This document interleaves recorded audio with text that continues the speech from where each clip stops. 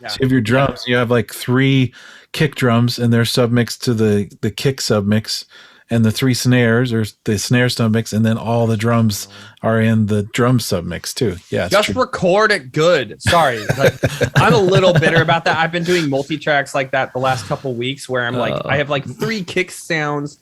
And they're like, oh, but this one has like the top kick, and this one's got the whap in it really good. This one's got the like, why don't you just like, I don't know, do better? Record good. Part of yeah, record good. Thank you. You're listening to the GWNL-Podcast. Guys with no lives talking about audio. Welcome to GWNL episode 6. Guys with no lives talking about audio because they have nothing better to do and too much time on their hands. That's not true. I barely have enough time to make it to this podcast every week. My name is Joe. We have Ben and Bryant. Say hi, guys. Hi, guys. That's oh my goodness. You should get fired, Ben. I hate you. No, I'm kidding. I don't actually hate him. Essays don't do that. I did that. I pulled that. Yeah. So this week in episode 6, we're talking about submixes, groups, VCAs, multi-tracks versus stems, and some other things too. So with that being said, why don't we start off with Bryant? How about you give us multi-tracks versus stems? Ready, go. Yeah, okay. So a lot of times people use multi-tracks and stems interchangeably in like vernacular, but that's not actually correct to use them interchangeably. They are different. So really multi-tracks are the individual tracks.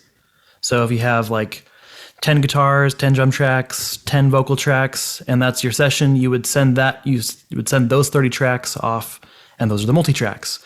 Now stems are different in that they are a summed version of all of those tracks. They're summed into a stereo mix. So if I were to send the stems for that same session, instead of sending 30 tracks, I would send 3 tracks: a stereo left right of the drums, stereo left right of the guitars, and then stereo left right of the vocals. So, or 6 tracks, really. Yeah. I guess 6 tracks technically. And I mean, if we're talking technically, stereo is actually LCR, so you'd be sending 9 tracks. Because let's be honest, that's the truth. It's different. Okay? Stereo history of stereo. Look it up. True. All right. Okay. Yes. But stereo, as we talk about it, is left right. We're not talking about true stereo left center right. Okay. We just corrected people who use stems and multi tracks. I figure we might as well set the whole record straight. Do not use stems for multi-tracks. If somebody says, send me your stems, you need to clarify, do you mean the multi-tracks or the stems? Because honestly, there's been a few times where somebody was like, hey, will you send me the drum stems? I was like, yeah, here you go. And I sent them a stereo left right, and they're like, oh, well, where's the individual tracks? I'm like, you said you wanted a drum stem. I mean, we've all made this mistake at some point in our career because we didn't know any better. I mean, half the struggle in audio is learning all the dadgum terminology. That's different depending on who you talk to. It's true. It's true. But this is something that has become more of an issue in the last 5 years or so. Before that, they were commonly referred to. Everything was commonly referred to correctly. Multitracks were the individual files, and stems were like the submixes. But in the last 5 years, like for some reason, they've kind of mixed up, and people have been referring to stems part of it as multitracks. I think part of it stems from the fact that more technology is easily available, and like anyone can get like a Scarlett. It's within their prosumer price range, and then just start recording things, and Yeah. But yeah, stems are really important. They get used a lot for live shows, like tracks in live shows where you have a percussion stem or background vocals stem. They also get used in remixing or re-recording or mixing for film, and where you actually have like stems of the music or stems of dialogue and stuff. It's just kind of like everything's mixed down, so you don't have to deal with all the multi-tracks. Yeah. Even in like in a film setting, like somebody mixing a film is still going to have multiple tracks of things, but they're not going to have. When you mic up an orchestra, you're going to use a lot of mics. Sometimes people use upwards of 100 inputs. Even more than that. But when they deliver that to the mixing engineer, they're not delivering 100 tracks for film. Usually it will be submixed first, and then they will deliver, oh, here's the cello section, here's the bass section, and it's just like a stereo lift, right? Or at the minimum, here's the percussion, here's the strings, here's the horns, and here's the woodwinds. But yeah, it's true, because it's just too much to handle when you've got 100 tracks worth of dialogue and 100 tracks worth of sound effects to have 100 tracks worth of music too. So all of those get submixed down. But those are the stems, whereas multi-tracks is each individual track. Right. And so I think this is a good lead into essentially the rest of what we're talking about, essentially organizing and grouping things so that it's more manageable in your sessions or in your live shows. For me, I'm a live engineer, and I use extensively DCAs and VCAs as well as submixes to an extent. It's a little different because like with like a session, you can submix and create like an actual submix, bounce that and import that bounced audio stereo section back in. In live, it's a little different. There's a few extra steps, but let me just explain what VCAs and DCAs are. So there is an old adage that I found out recently as I've done more research on modular synthesizers as well as what a VCA is. So the original term was a VCA, or voltage controlled amplifier. All that means, or voltage controlled amplification. Long story short, voltage controls volume, VCV. Voltage always controls volume. We use voltage as control when we talk about signal in any kind of a device that we use in audio, and a lot of other things too, but specifically in audio. So when they talk about VCAs, a voltage controlled amplifier, what they're talking about is it's a volume knob for a group of instruments. So like a good example is I'll run my whole drum set as a VCA. And what happens is I can balance my drum set. So my kick might be 0, and I might bring my snare down a little bit because he might be hitting it and I might be getting a little bit too much transient, and it just might stick out a little bit more in the mix, blah, blah, blah. So I have different things at different levels. Overheads are lower or higher, right?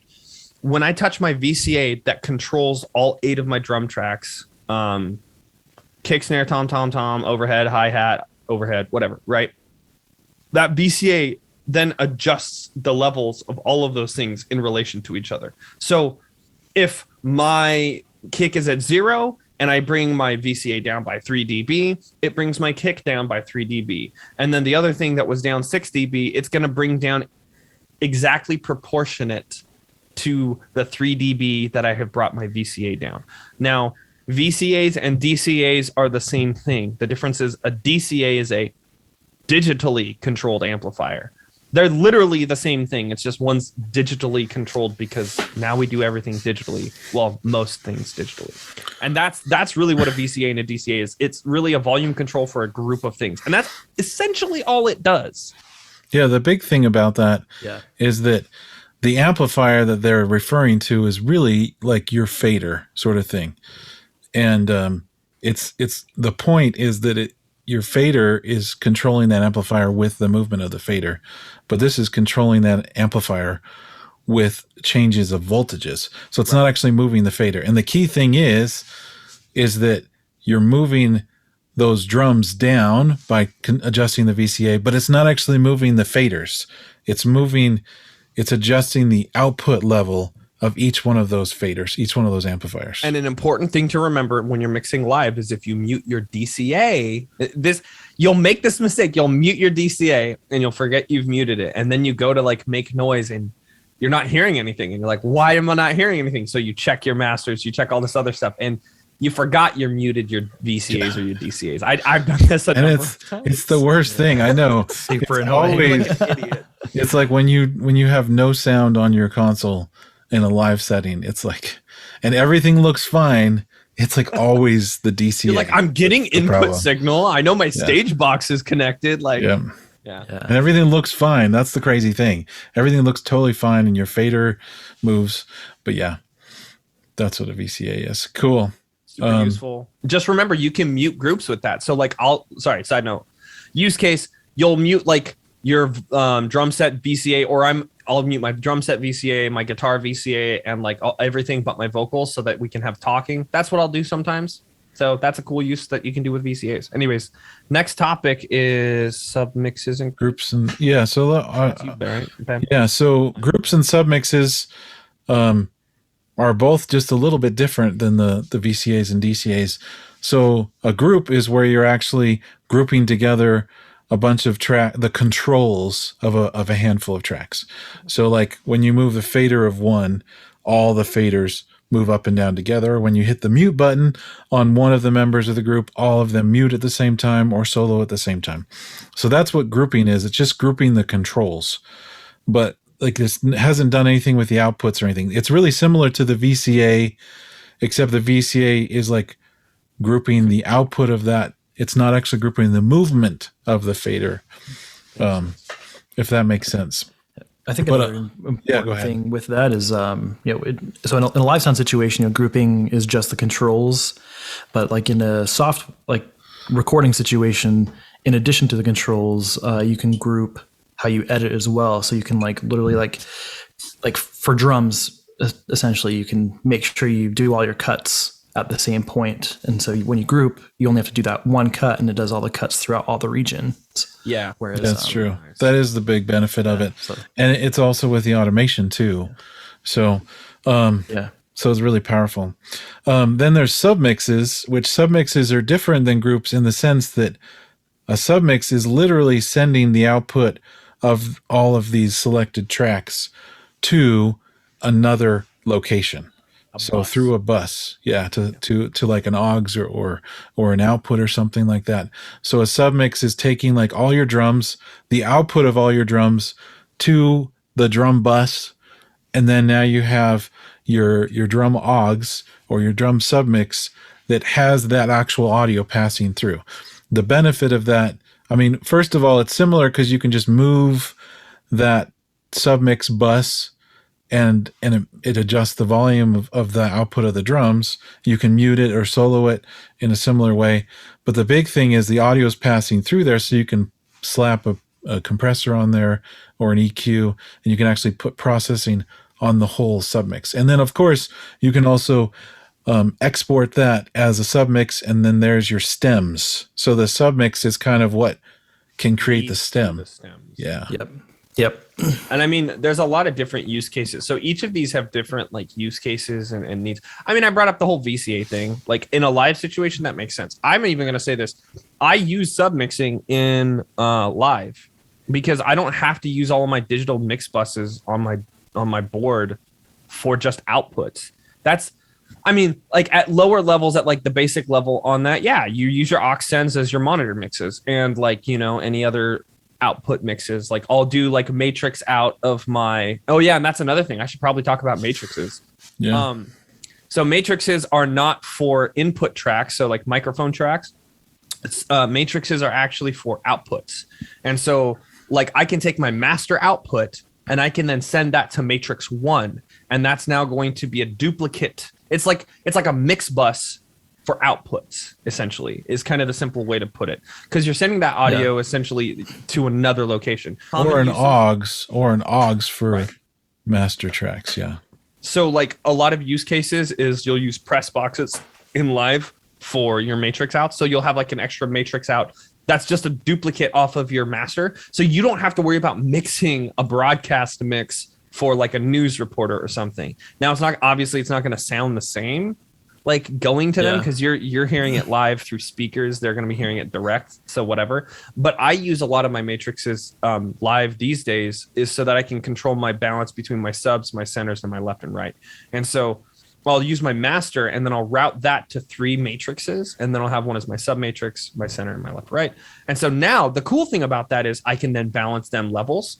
And I can add limiters, I can add compression, I can add equalization, I can do post-processing and like processing on each of those different things, because you might not process on your subs the same way you would process. Also crossovers, like I would use a different, like I do a high pass filter on my left and right, my centers, because I know I'm going to be sending all that low end information through my subs. And so that's how I do it. And the nice thing is, I bring my master fader down, everything turns off. And everything stays balanced. I don't have to redo my ratios. And it's nice because I have a digital board with flying faders. So, I mean, whatever. Well, and that works well with if you have fills all over the place too. Yeah. Because you can send it to all those fills. Satellites, fills, Yeah, exactly. Delay towers. Because that's the point. You can delay, like you can do a matrix out to like a delay tower. So, yeah. Yeah. Now, hopefully some of you out there are very confused. They're like, what's a delay tower?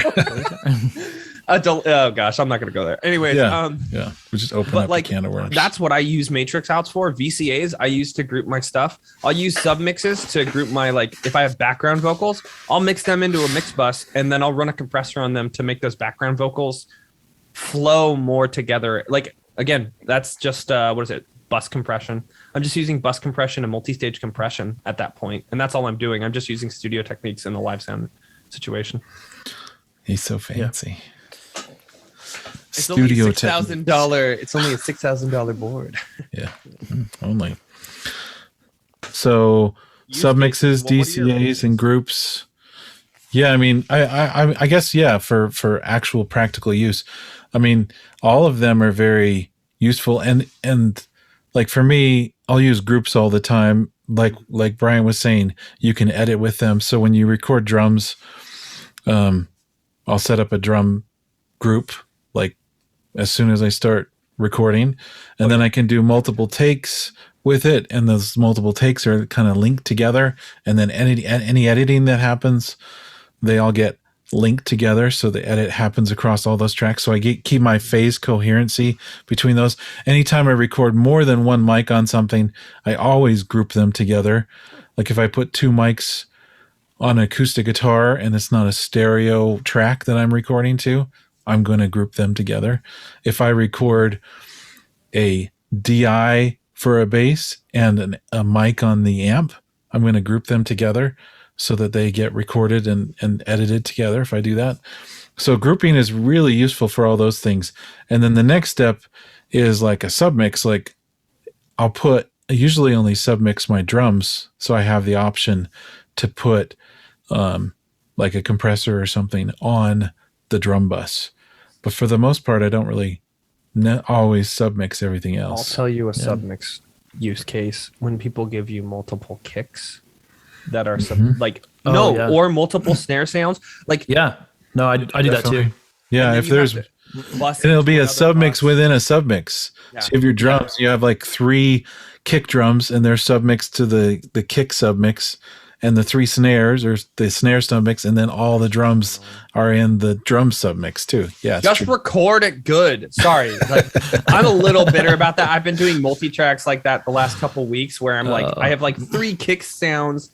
And they're like, oh, but this one has like the top kick, and this one's got the whap in it really good. This one's got the. I'm like, why don't you just like, I don't know, do better? Record good. Part of record good. Thank you. Part of that does come from like in electronic music, people are doing that because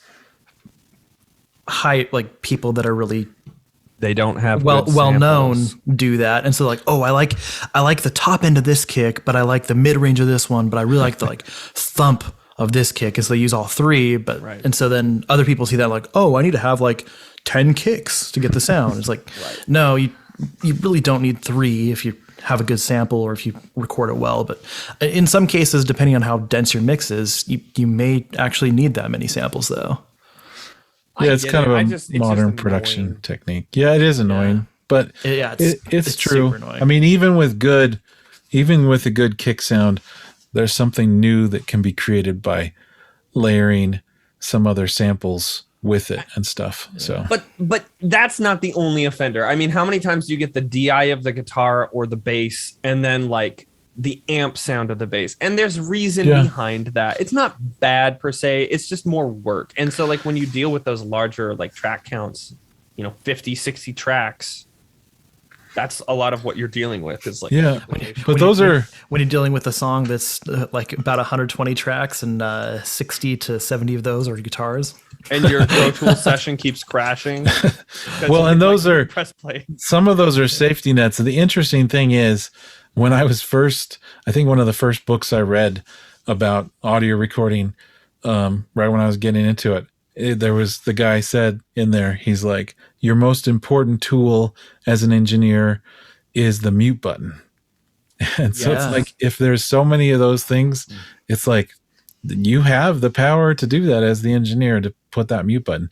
And nowadays we just do so many things for safety's sake. I mean, literally for me, every time I record a guitar or bass, there's always at least 2 tracks, because there's the DI and the rig. I mean, you do both of them, and then you end up just replacing it anyway. Well, and then I mean, there's multiple reasons, and I use an interface that has modeling in it, and it lets me record the DI as well as the modeled version, and it gives me a safety net. So if I want to, I can change that amp sound later.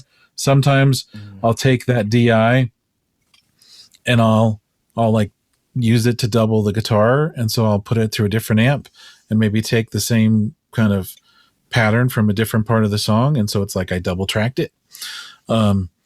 Or maybe I'll layer it with the same, different sound. But anyways, or the bass, maybe I'll take the DI from the bass and use that, or put it through a different amp.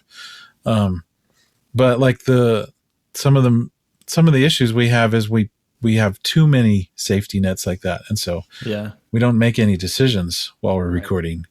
Which I've been doing more lately. Oh, sorry, go on, Brian. There was an engineer that I talked to a few years ago, and he said that at that time he was getting a lot of mixing clients from I think it was like Taiwan, and they would send him these massive sessions that would have like each track, each guitar track that they recorded, they put like 4 mics on the cab.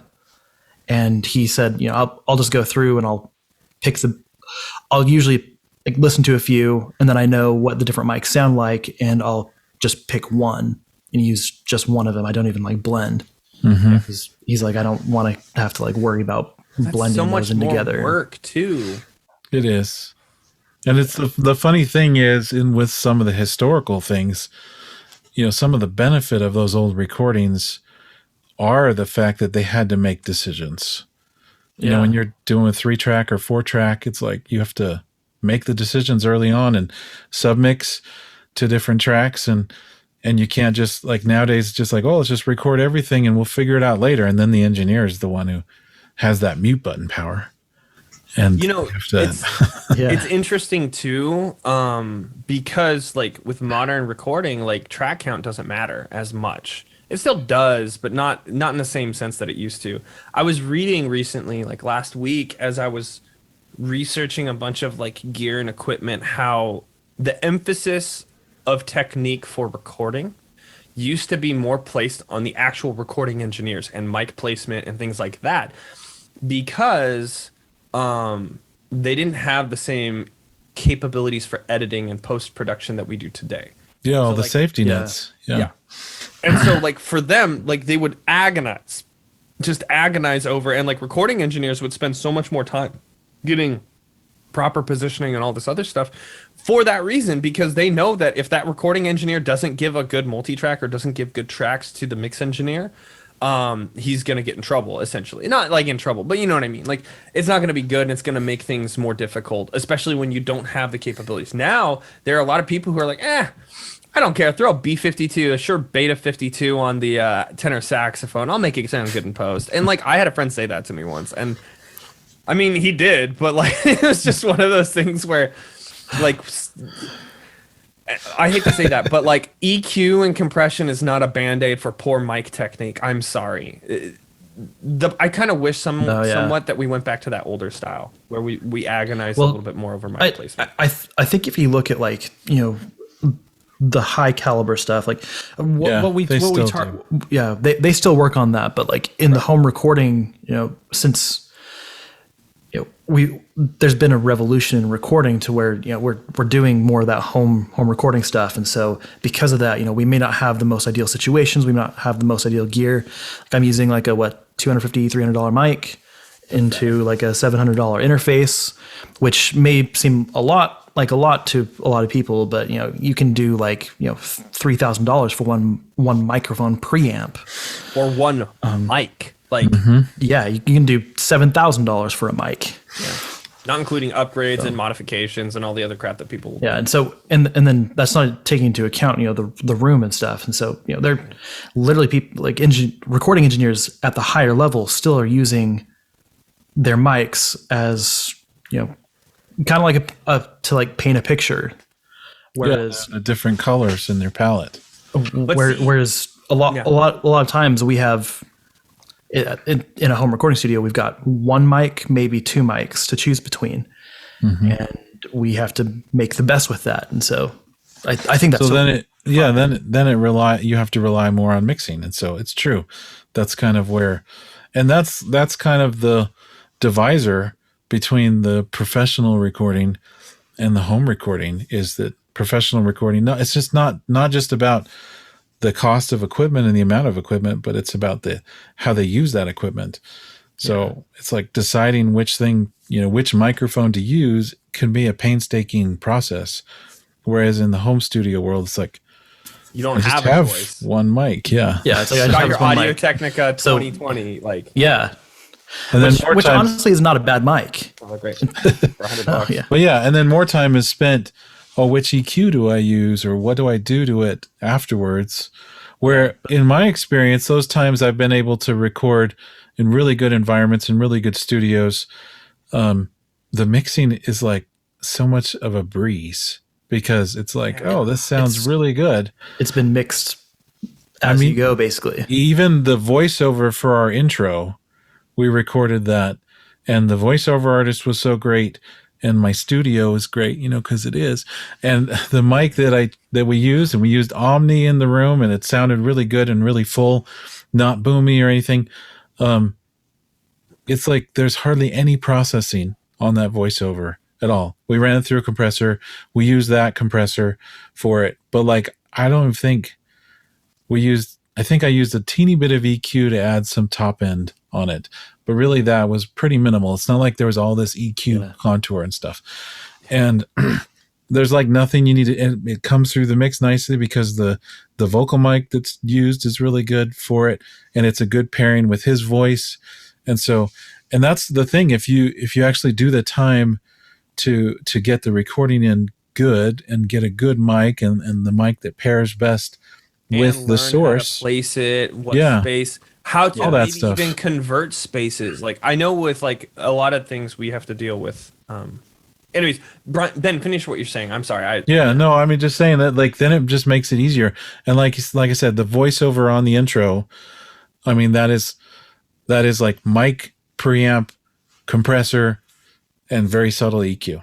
And it's all because it was that chain is all good selection. Right. And he did a great job. He's got a great voice and did a great job on it. But you can do that on everything. If you actually record, I've done it with acoustic guitar and vocal, where you're barely touching any EQ on either one of those, because the choice of the guitar and the choice of the mics and the choice of the mics on the mic on the voice is all so well done that maybe you add a touch of reverb and a little bit of compression and maybe very subtle EQ, and you're good. Maybe not even any EQ. That's kind of why.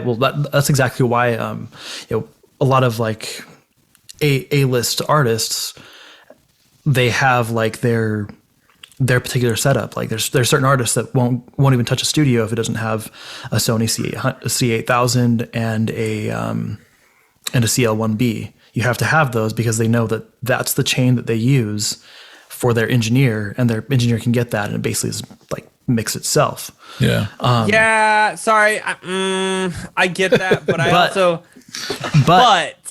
But that's also why that's at a completely different level. You'll watch videos of some of these artists doing stuff in their own studios, and everything sounds really good right away, and you don't realize that they have this vocal chain that they have gone into the professional studios and figured it out, and it's totally rock solid vocal chain, So I have a little bit of a freaking soapbox I want to get on right now.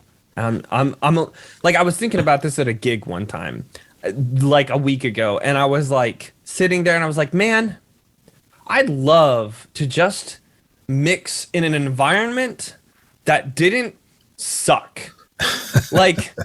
as a live sound engineer who like sets up outside, that's like the best. I hate to use, I use quote word, the best environment I get to mix. And that's not even true when you have a freaking building like right next to your like left main. Or wind. Or wind, yeah. Like a million other things that Temperature, can go wrong. Rain. humidity. Like, I got rained out on Friday. Anyways, it's like some people don't understand or appreciate the level of work that it takes a live sound engineer to make something sound decent.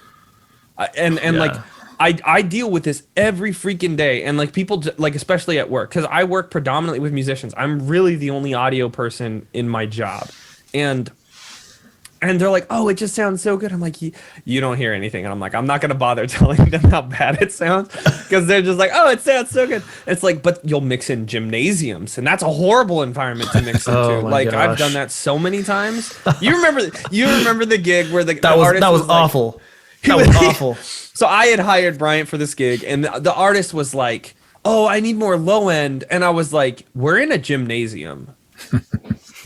You don't understand, like, that creates so many more problems. And this is, I guess, another point. One, I would love to mix an environment that's engineered. And then you look at these record studios that are like, from the ground up, that space was engineered so that they can get the best possible results.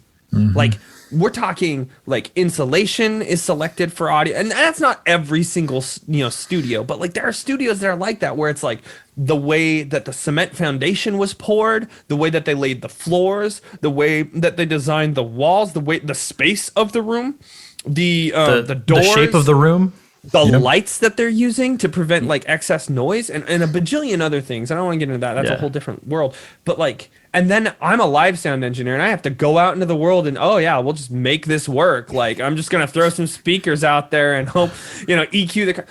And I guess another point from this is, when you have to reach for tools like equalization and compression to fix problems, that's already kind of an indication that the recording didn't come out exactly right. That's not a bad thing. It's just the truth. And like, it's not wrong to EQ or compress, and some things need it. And like, there are certain like expectations, obviously.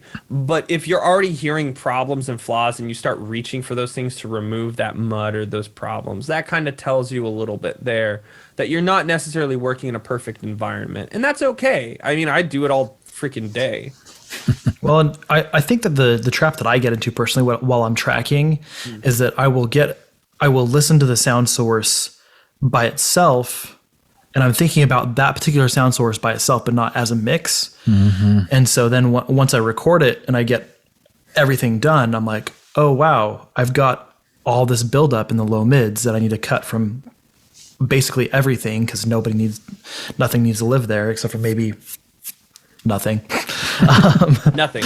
Nothing lives in the low mids. Except for a little vocal one. Nobody likes low mids.